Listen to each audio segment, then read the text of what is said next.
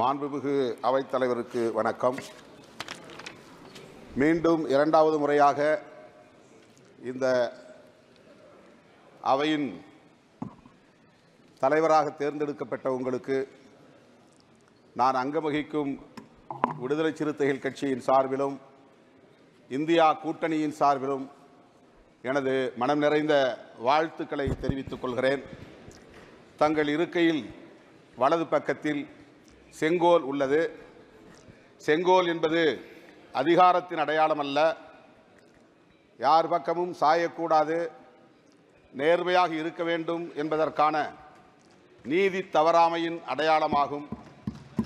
இந்த இருக்கையின் அழகே நீதி தவறாமைதான். கடந்த காலங்களில் நீங்கள் சிறப்பான ஒரு அவைத்தலைவர், சபாநாயகர் என்பதை நிரூபித்திருக்கிறீர்கள். ஆனால் ஆளுங்கட்சிக்கு ஒரு சார்பாகவும் எதிர்க்கட்சிக்கு ஒரு வகையாகவும் அணுகியிருக்கிறீர்கள் என்பது அனைவரும் அறிந்த உண்மை. ஆளுங்கட்சி என்பது ஆட்சி அதிகாரத்தோடு இருக்கிற ஒரு வலுவான கட்சி.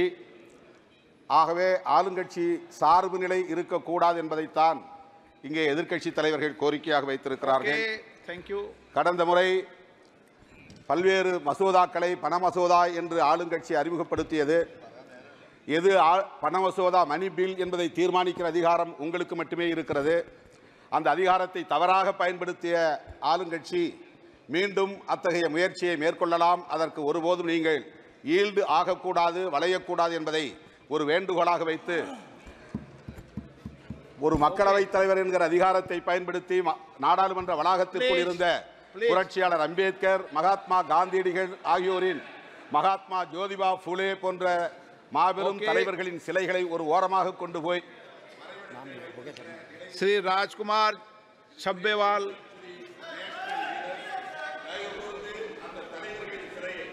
आप कोई किसी सदस्य का वकील मत बना करो प्लीज। राजकुमार छब्बेवाल जी